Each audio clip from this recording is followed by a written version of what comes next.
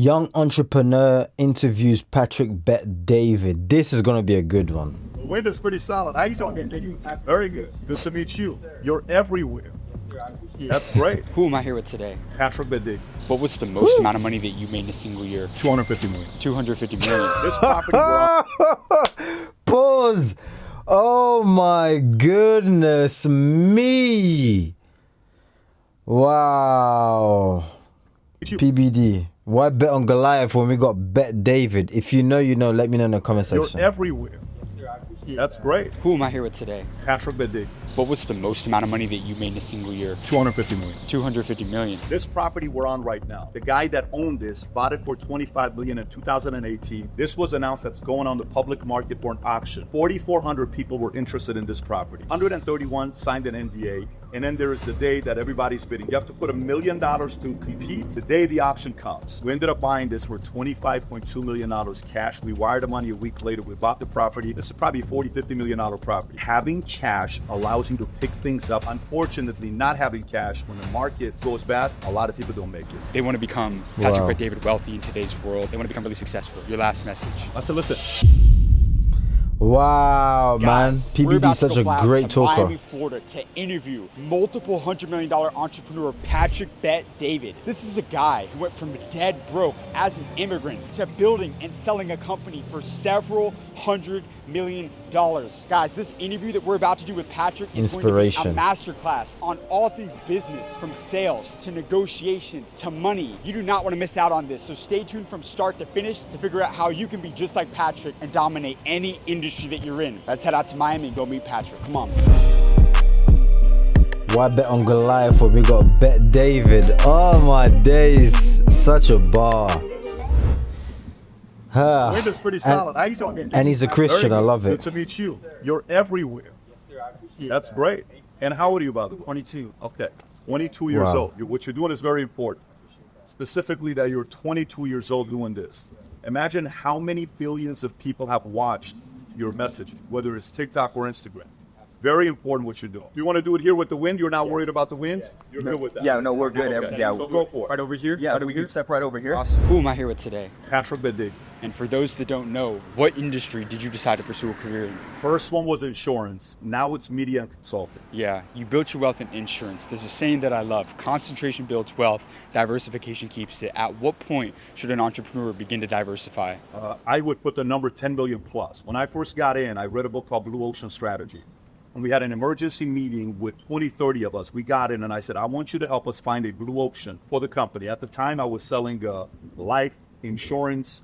You're talking disability, stocks, bonds, mutual funds, variable annuities. I said, we're not doing all that. We eliminated everything. I'm Series 766, 31, 26 life and health. I use none of my licenses, but only life insurance. We grew it from 66 agents to we've licensed 60,000 agents, and eventually we sold the company. Now, you've consulted with some of the biggest companies in the world. In today's world, 8 out of 10 companies don't make it past 5 years. When you're consulting for a company, what's the most common mistake, the number one mistake you're seeing business owners make that prevents them from scaling and having that longevity? Well, Before he answers, he said 8 out of 10 are not making it. Goodness operator, me. everything rises and falls on the operator. If the operator isn't maniacally focused in growing the business and isn't emotionally stable, he's going to have a hard time. He's got to be maniacally focused. He's got to be emotionally stable. He's got to be able to understand who to take feedback from and who not to take feedback from. Sometimes when you're first getting started, you may hire somebody with a Harvard degree, like, oh my God, this guy's got a degree from Harvard. He must know more than I do. And you allow that person to change the culture of the company. And then you're like, wait a minute, we just lost what we used to have. Degrees don't mean anything.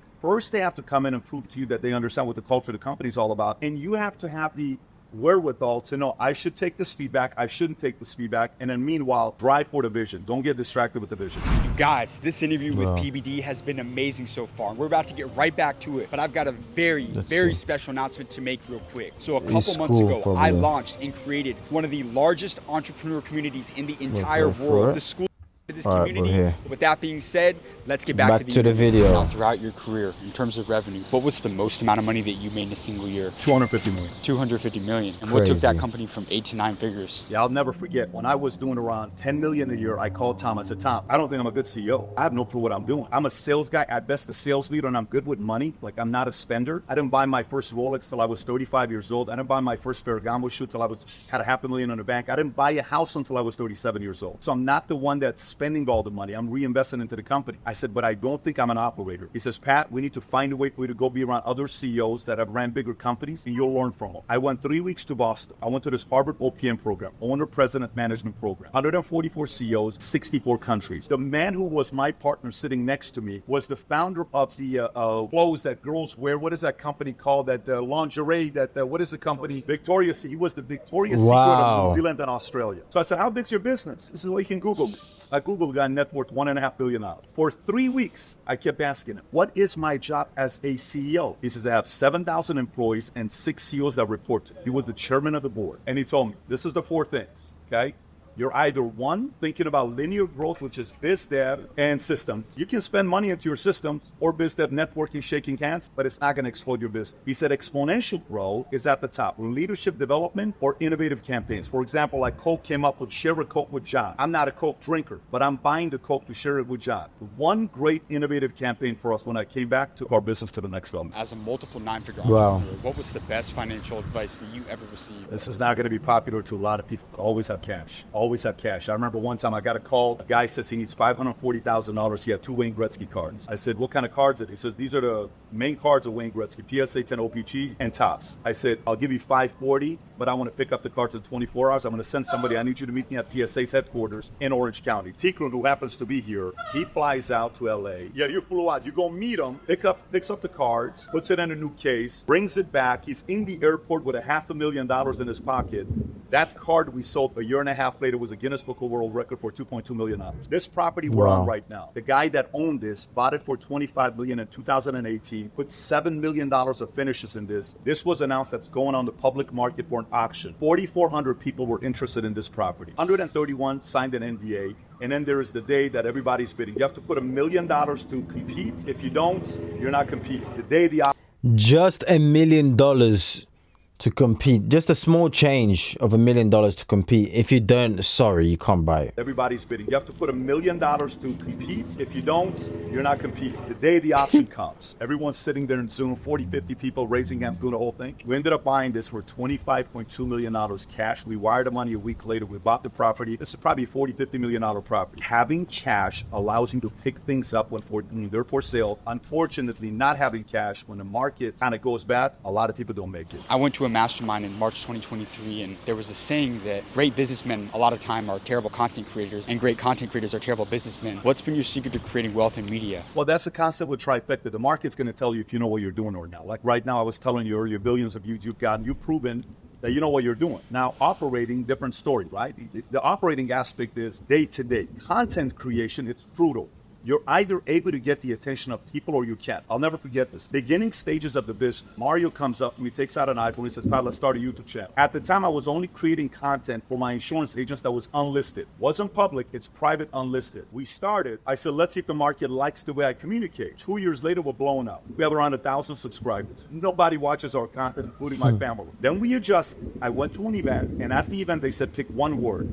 The one word for me became business and entrepreneurship. The next 5 years, every content we created, most of the videos at the end of it, it had one title in it: raising money as an entrepreneur, hiring people as an entrepreneur, firing people as an entrepreneur. 2 years later, 50% of videos on page one were from our channel, and then that's how I started growing. But the market's going to tell you, you can either speak, you can either are good for video, or you're good at writing. Everybody has one of those 3 abilities to get their message out. Now, I know in a podcast I saw you mention He's that there's clean. 4 categories that everybody needs to be reading about: human nature, sales, negotiation, and money. What has been your secret to sales throughout your career? Needs analysis with everybody. It doesn't matter. When my kids, I have 4 kids, every day I do needs analysis with them. What's a needs analysis? I like baseball. I want my son to be a professional baseball player. I'm a Yankees guy, so I want to be a baseball player. He could care less about baseball. He loves watching baseball, doesn't like playing baseball. I do a needs analysis. Loves soccer. We put him in soccer. Now he's excelling. I talk to my oldest son. Could care less about sports, but he likes kickboxing and he loves politics. So I take him when the Trump interview came in. He came and met President Trump. I take him to certain places because he's interested in politics. Clients, needs analysis. I'm asking you what's important to you, maybe different than what's important to me. In the sales business, very few salespeople master the art of needs analysis. The more I do a needs analysis with you, asking you the question that's important to you, then I can make the recommendation based on what's important to you. Instead of just jumping to a conclusion, thinking whatever I sold to him, I can sell to you. The art of needs analysis.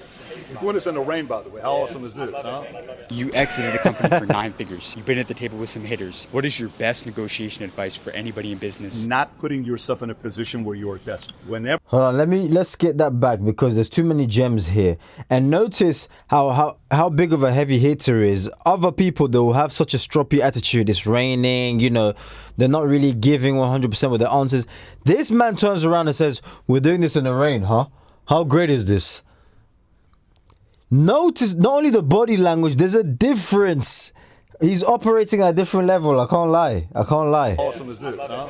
You exited a company for 9 figures. You've been at the table with some hitters. What is your best negotiation advice for anybody in business? Not putting yourself in a position where you are desperate. Whenever you are in a position of desperation, you're always going to get underpaid and you'll make a bad move that could cost you $100 million. I'll tell you what happened with me. First time guy came to want to buy our company. Comes, he's walking around our facility. He says, "Do you mind if I talk to all your employees?" I said, "Go talk to everybody you want. You were there." He goes and talks to everybody. Then we're going to dinner that night at this restaurant called Chamberlain's in Dallas. We sit down, it's me, his CFO, boom, they have the money to buy the business. We follow up, they make the offer. Here's the offer. The offer was a small offer, $120 million, okay? He said, however, the reason why we're making this offer and we're only giving you 50% up front is we need you to stay with us for 5 years. I said, why is that? He says, when I walked around your facility and talked to everybody, I asked them, how hard does he work? And they all said, you are the hardest working person in the company. You're there 7 days a week. We can't buy the business because you're running the company. I said, I can't sell it to you. So I had a new strategy. I left Texas. I moved to Florida 4 years ago. I hired 5 new C-suite executives. They ran the business. The next time around, when they came and interviewed with everybody, they said, Pat's only here once every 6 months. And I'm running by Tim and our consulting firm here. Then I got more than two times the valuation I got just because we were patient, not desperate. We waited 2 years. When it comes to the way that people look at money, what separates middle class from people who are able to build that long-term generational wealth like yourself in today's world? What you're feeding yourself and what you're thinking about money. I mean, at some point in your life, my dad and I are having a conversation about life and marriage. And he's telling me certain fears that he has about marriage. And I said, Dad, time out. I don't want to hear that. He says, why? I said, I don't want to believe that's the truth. You may believe that. I don't want to believe that's the truth. My mother about money. I'm not buying that. So you have to, at one point in your life, refuse to buy into the philosophies that your parents and loved ones sell to you. If it doesn't make sense, question it. Don't believe it. We'll see you. Your last message to somebody out there, they want to become Patrick Bet-David wealthy in today's world. They want to become really successful. Your last message. A guy sends me a manette and he says, hey, Pat, where I'm living at right now, nobody believes in money. No entrepreneurs in my country. Nobody in my family made money. None of all this stuff. He's just saying how it doesn't exist around. I said, listen. When I was coming up, there was no youth. There was nobody to follow and seek inspirational content. Nobody in the world has an excuse today to learn and win at the highest level. If you're living in a place that you don't have access, different story. But everybody today has access to information to be able to change their life. Do not buy into the mindset that it's too hard because your parents were divorced. If you grew up in a poor family, don't buy into any of that stuff. Anytime. Hey. You guys, that's a wrap on today's video. I need you guys to like and subscribe for amazing content. To be honest with you guys, yeah, on this channel, we're going to be learning a ton, okay?